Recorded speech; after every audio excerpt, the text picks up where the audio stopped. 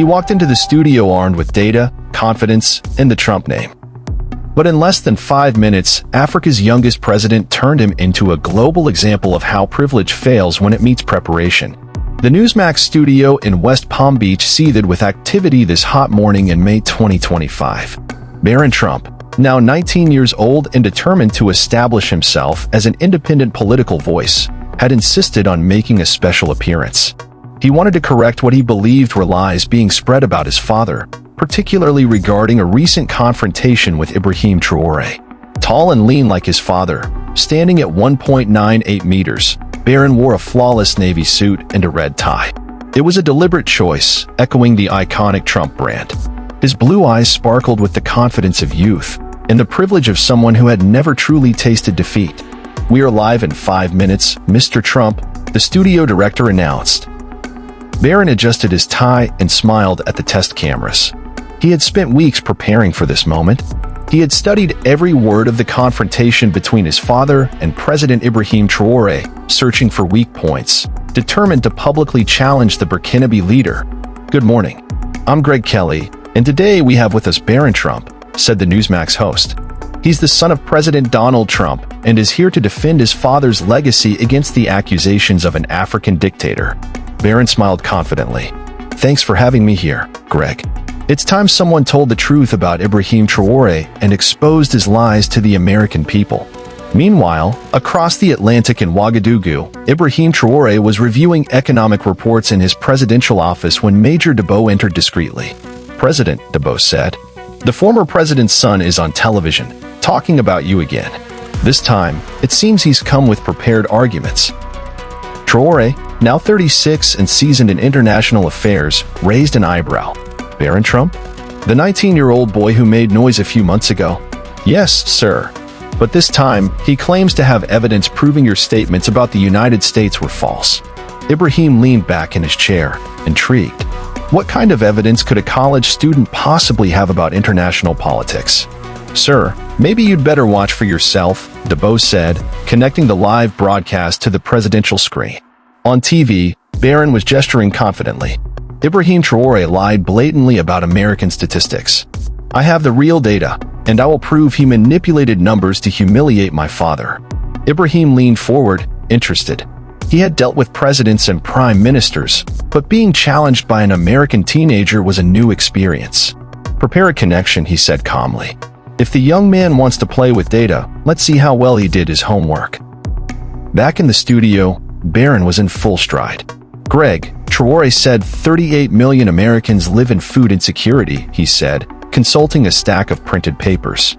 "But the USDA reports that only 10.5% of families, which is about 13.8 million people, are food insecure." Greg Kelly nodded. "So he inflated the numbers." "Exactly," Barron replied triumphantly. "He exaggerated by nearly 300% to make the United States look worse than it is. And there's more," Barron continued. He claimed Burkina Faso raised its literacy rate from 38% to 71%. But according to UNESCO, the real rate is just 46%. Another lie. Greg smiled smugly. "So this so-called respected leader is actually a liar."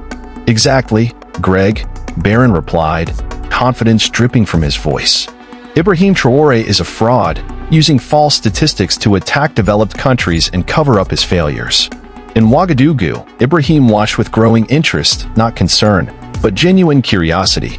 He turned to Major Debo. "Connect me to the studio. Now." "But, sir, they're not expecting." "Perfect," Ibrahim said. "The element of surprise makes lessons more memorable." 5 minutes later, a Newsmax producer whispered in Greg's ear. "Barron," Greg said, interrupting the discussion. "It seems we have an interesting situation.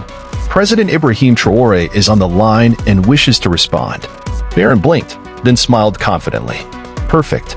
Let him come. This time, I'm ready." What Barron didn't know was that he was about to learn the difference between sounding prepared and being prepared. The screen split, Barron in the polished Newsmax studio in Florida and Ibrahim in his presidential office in Ouagadougou, with documents neatly stacked on his desk. "Mr. Barron Trump," Ibrahim began, his voice calm, yet commanding. "Thank you for allowing me to respond to your interesting claims." Barron, still youthful and confident, smirked. President Traoré, it's time for you to admit that you lied about American and African statistics. Lying is a serious accusation, Ibrahim replied, especially coming from someone in your family. But let's examine the evidence. He picked up a folder from his desk. First, you claimed I said 38 million Americans live in food insecurity and that the actual number is 13.8 million. Interesting math. Barron nodded. Exactly. You inflated the numbers. Actually, Ibrahim said, smiling slightly, 38 million individuals represent roughly 11.1% of the U.S. population.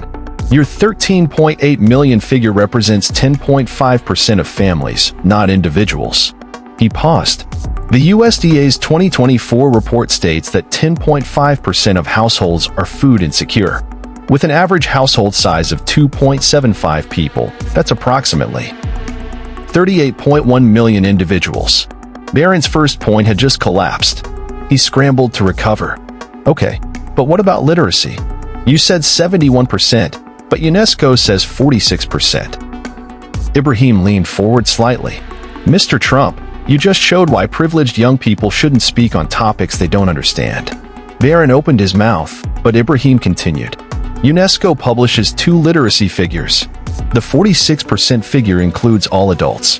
The 71% rate refers to youth literacy, ages 15 to 24, those who benefited from our recent educational reforms. He stared through the screen. If you had read the full report, instead of cherry-picking numbers that confirm your bias, you'd know Burkina Faso has one of the fastest rising youth literacy rates in West Africa. Barron looked visibly shaken now. And, Ibrahim added, it's ironic to be corrected on education by someone whose country has a 21% functional illiteracy rate among adults, a rate that's barely improved in decades. Greg tried to step in, but President Traoré, Mr. Kelly, Ibrahim said gently, let the young Trump present his other evidence. I'm enjoying this. Barron flipped through his notes. Burkina Faso is still one of the poorest countries in the world. You can't deny that. No, I cannot, Ibrahim said. Poverty is not shameful when one works honestly to rise above it. But using inherited privilege to insult others is shameful. He walked to a graph. Burkina Faso's GDP per capita is $900. The US, $70,000. Huge difference. But our annual economic growth is 8.2%. America's is 2.1%. Who's moving faster? He turned back. 97% of Burkinabes are employed. Only 63% of Americans are. Who really values hard work? Barron stammered. That's not a fair comparison. Why not? Ibrahim asked. Why do you think poverty means laziness and wealth means virtue? He leaned in. Tell me, Mr. Trump, what have you achieved in life besides being born into the right family? Barron tried to answer. I'm studying at Georgetown. I have good grades. Georgetown, Ibrahim repeated. Tuition is $63,000 a year. Paid for by my family. And how did your family get that money? A $1 million loan from your grandfather, wasn't it? Barron went silent. Meanwhile, our students walk 15 kilometers to study by candlelight, sharing one textbook between 5. Ibrahim stood again. Let me show you what real hard work looks like. Amina, 17, wakes at 4 a.m., fetches water, cooks, then walks 12 kilometers to school. He paused. Musa, your age, farms from 5 a.m. to 11 a.m., studies in the afternoon, and teaches adults at night. And they know more about the world than you do. Barron was now visibly sweating. You came here to unmask me. Instead, you've unmasked yourself. Greg Kelly tried again. We might. Mr. Kelly, Ibrahim said, let me finish. He turned to Barron. If you want to honor your family, don't defend their lies. Surpass them. Be better. Learn about the world before judging it. Barron was speechless. Ibrahim concluded, you had access to every resource, and still every fact you presented was wrong. You're not a victim of fake news. You're a victim of laziness. Privilege without competence is hollow. A pause. You came to unmask me, but the world just saw you, unprepared, unqualified, and unfit. An hour later, the video had 5 million views. Barron destroyed and Traoré's masterclass were trending globally. A week later, Barron quietly withdrew from all planned media appearances. A month later, he transferred to a smaller school. 6 months on, he avoided all talk of politics. And a year later, in an interview with the Georgetown student paper, Barron admitted, "That debate with President Traoré was the most humiliating and most educational moment of my life." He paused. "It taught me that respect cannot be inherited. It has to be earned." Oh, my God. Barron Trump came to defend his father, but ended up exposed before the world. Now it's your turn. Do you stand with truth or inherited power? Backhand Index pointing out, drop your thoughts in the comments. Share this if you believe Africa's voice can no longer be silenced. And don't just watch, subscribe to the Africa Trends and be part of the shift.